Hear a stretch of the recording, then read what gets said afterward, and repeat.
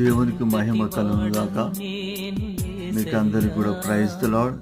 ఈరోజు మరి దేవుని వాగ్దానము ఏంటంటే కనుక జెఫన్యా గ్రంథము 3వ అధ్యాయము మరి 20వ వచనములో మనం చూసుకుంటే కనుక నిజముగా భూమి మీదనున్న జనులందరి దృష్టికి నేను మీకు ఖ్యాతిని మంచి పేరును తెప్పించునని చెప్పి దేవుడు వాగ్దానం చేస్తున్నాడు.